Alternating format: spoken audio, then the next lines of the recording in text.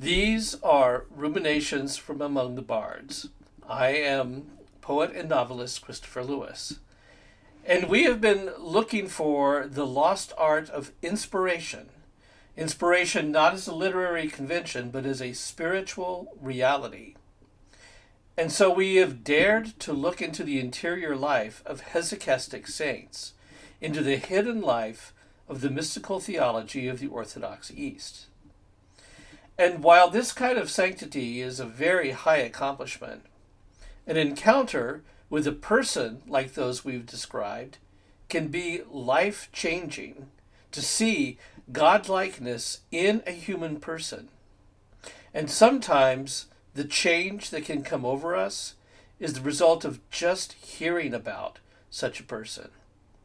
It shows us who God really is, who takes so much interest in humanity, and that if we reach out for this God, he comes.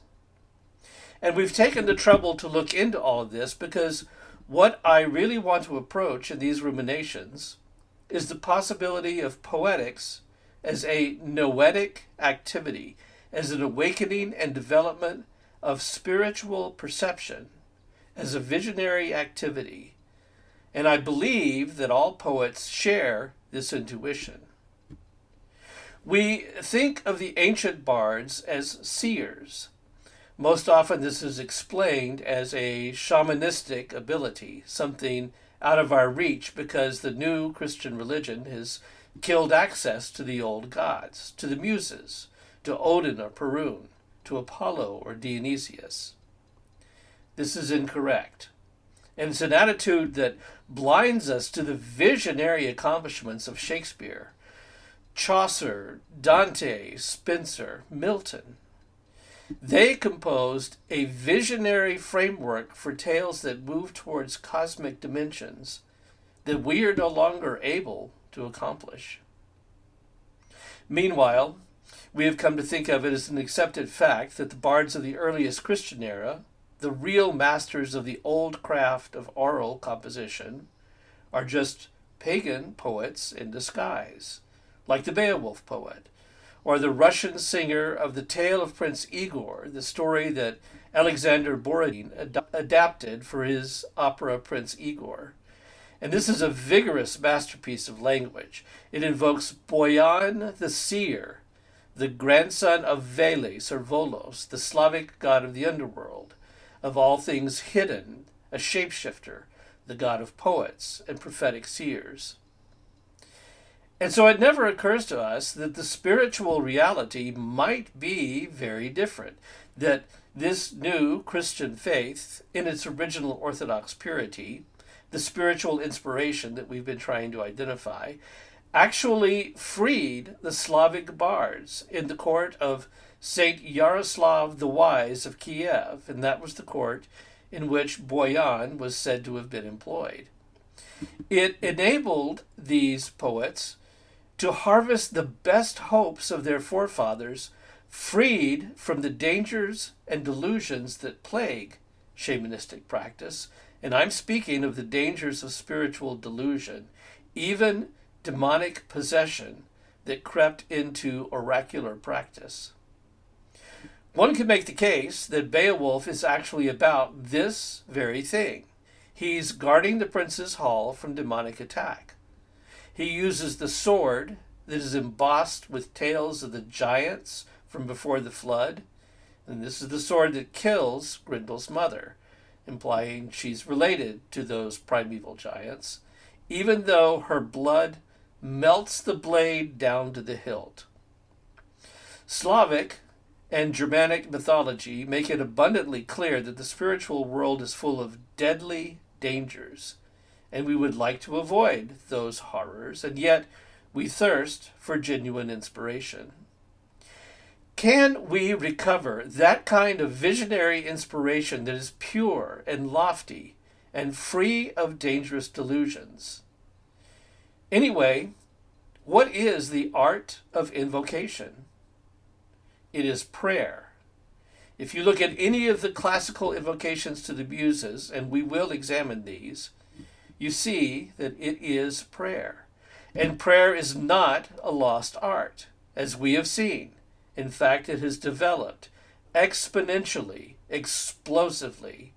And this is why I want to encourage, if possible, that we dip a luminous pen into the noetic comprehension of Nikolai Velimorovich's poetic intuition. One of the astounding examples of contemporary sanctity was Saint Porphyrios of Athens, and he desired that all people should learn how to become poets. It is necessary to human experience. The world needs poetry, and we need a poetic outlook. And in particular, I would like to examine the intersection of these arts, poetic invocation and story, and that is the ancient art of narrative verse, which is in danger of becoming a lost art. One of the primary poetic skills that has been of key importance to cultural development is the art of verse narrative. And I think it's no accident that in our time we are in danger of losing the ability to compose poetic narrative. The art of narrative verse simply isn't pursued anymore. In pre-literate cultures, it was an essential element, and it remained important in literate societies in the West up until the beginning of the modern age. But it's not among the preoccupations of modern poetry as defined as the new intellectual and spiritual pursuits of poets from the time of the tragic world wars. There are new poetic forms and new ways of thinking about humanity in the world, but not this. And I think it's because narrative verse is a traditional form and has to do with the traditions of a people. And so much of modern verse is breaking with tradition to find new ways of seeing ourselves, that the art of narrative storytelling has been taken over by film and by the novel. And I have no problem with developing these art forms with prose fiction and film. Epic tales like Tolstoy's War and Peace, Garcia Lorca's 100 Years of Solitude, Hemingway's For Whom the Bell Tolls, in the simplest, most direct prose style possible, or with the development of film, or with the interesting directions that lyric poetry has taken in modern times. But narrative verse has largely been forgotten. To tell a story in a chanted manner, with an exaltation of language and an experience of hearing, with a communal sense of origin and purpose, the hero's quest tied to the meaning of life. These give a breath of vision to the human existence, invoking the divine to inhabit our experience with a sense of destiny. And it's frankly curious to me that there have been so few attempts in recent decades to revive this art form for contemporary use. The craft of good writing is very much alive. There are so many talented poets, good teachers. Why do we seem unwilling to undertake this challenge to place story in some of the new verse forms that have been developed, to experiment with contemporary speech patterns and thought rhythms, to tell a story that matters for our times, and to put that kind of effort into the telling that a high sense of versification requires?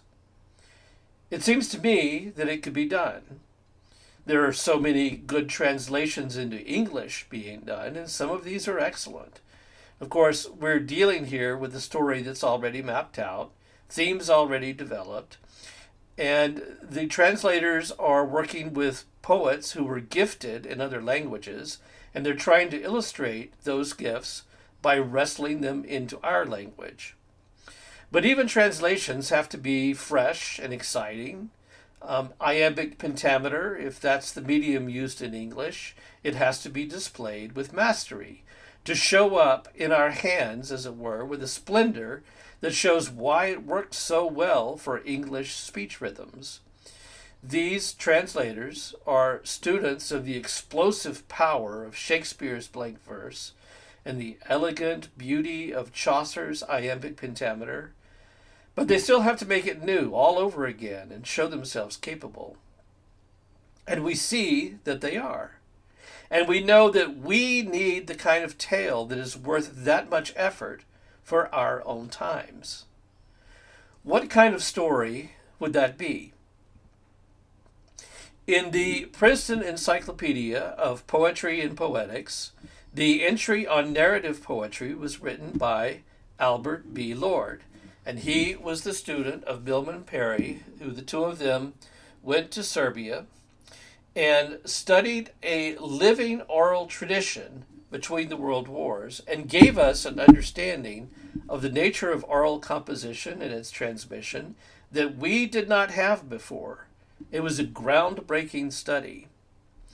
And in this article on narrative verse, Dr. Albert Lord says that the incantational nature of narrative poetry is a survival of magical summoning.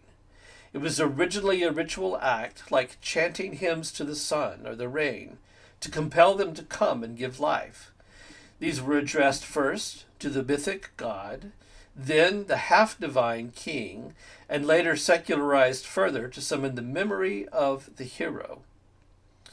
And I agree that, in general, art originates in sacred ritual and is later secularized.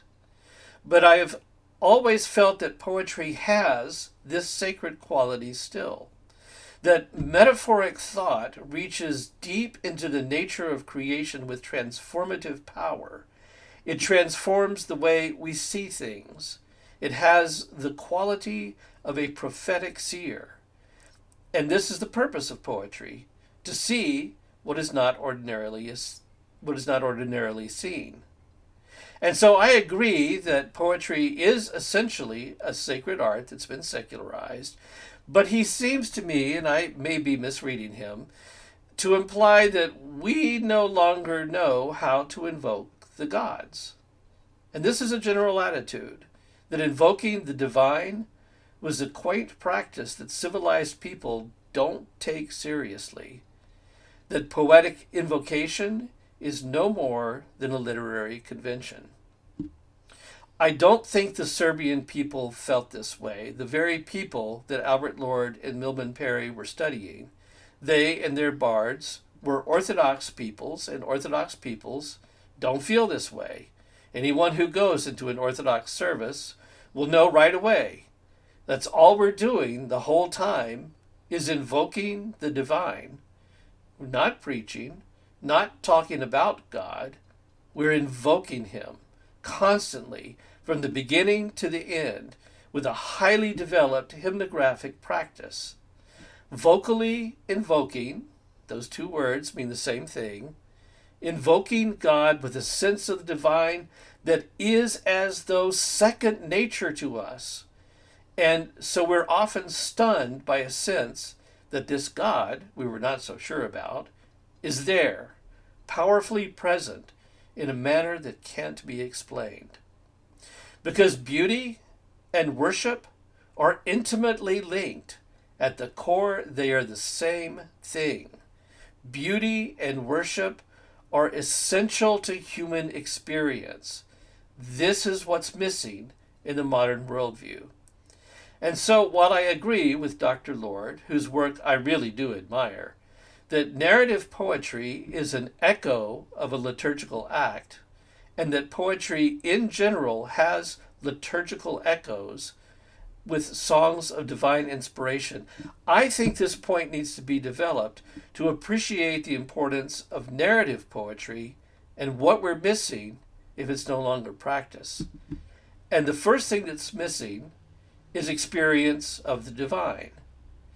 The ancient epic singers did not just secularize a sacred art. It is not just an echo of hymns to the gods. They believed in the divine. They had experience of sacred ritual in a liturgical sense of life and in religious ritual.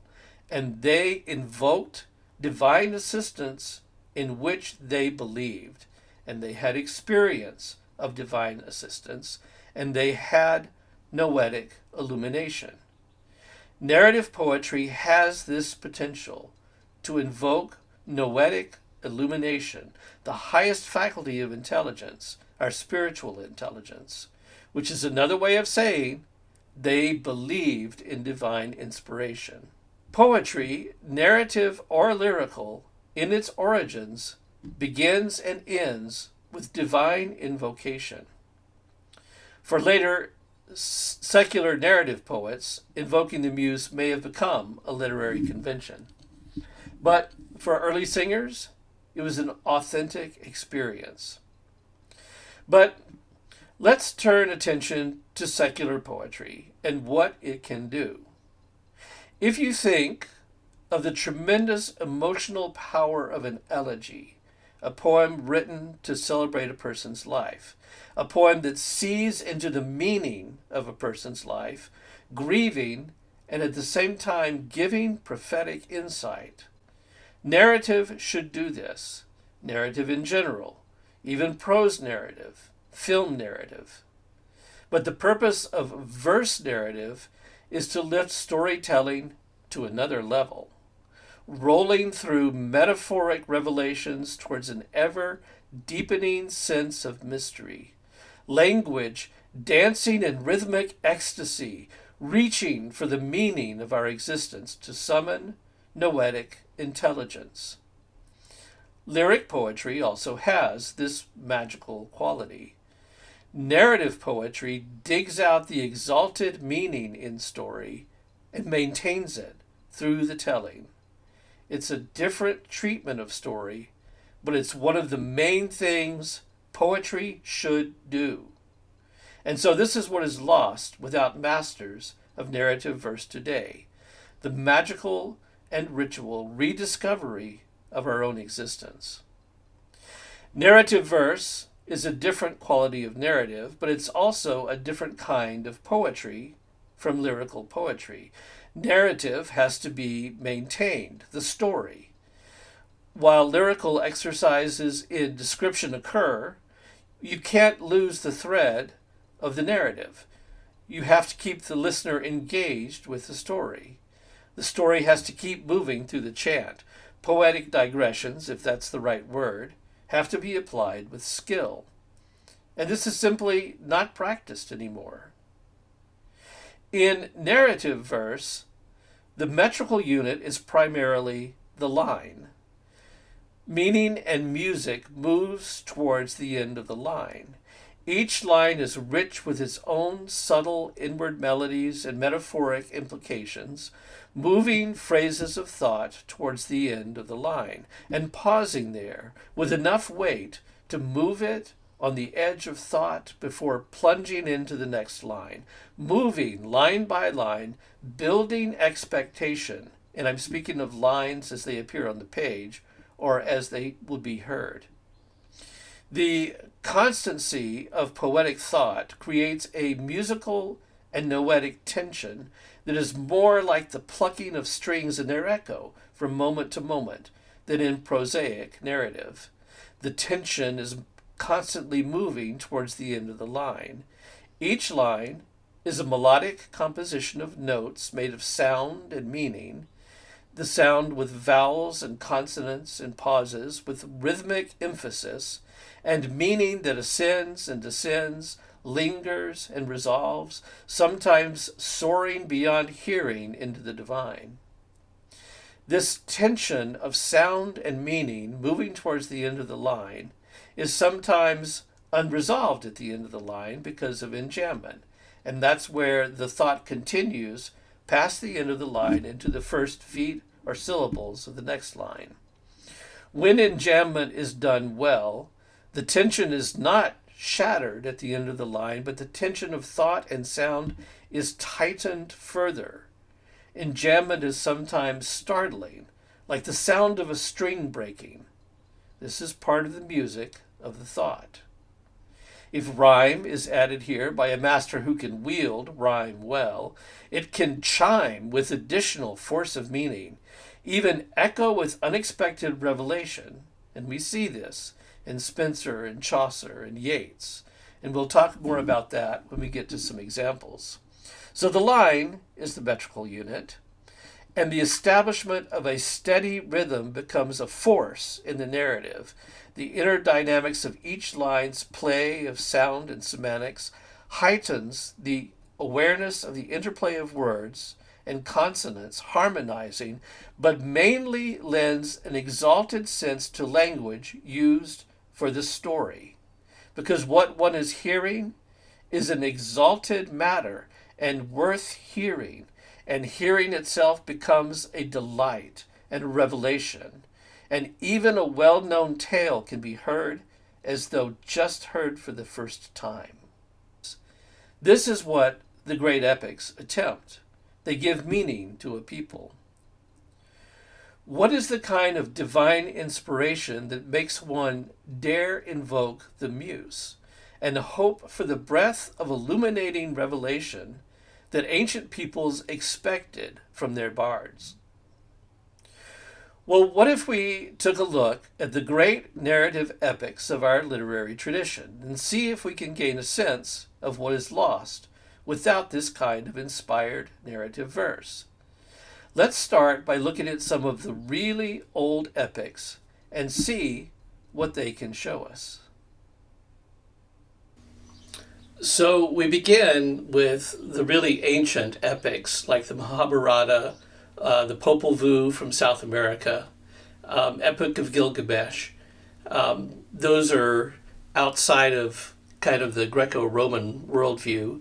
Then we get into the Greco-Roman period of writings, and of course the Iliad and the Odyssey is there, the Argonautica. I've put there Lucretius, Virgil, and Ovid. A few things to say about that. Medieval era is next. El Cid, Song of Roland, the Greek epic Diogenes Archytas. From Britain, the Godothan, I believe is how you say it, the Brute, all of these epics inspired by Geoffrey of Monmouth up to the time of Chrétien and the Grail writings. Some alliterative, Middle English alliterative poetry, Divine Comedy, something from ancient Russia, the Nibelungenlied is there, Orlando Furioso, very interesting, and then we get into Chaucer and Spenser and Shakespeare. I did include here in the Greeks, I included Pindar, who is a lyric poet, not an epic poet, but he does have epic elements in some of his lyrics. And I put him there also because the lyric poetry sometimes leans towards narrative poetry, especially when it's used in the chorus of a drama. And I think that's important to point out and maybe say a little bit about.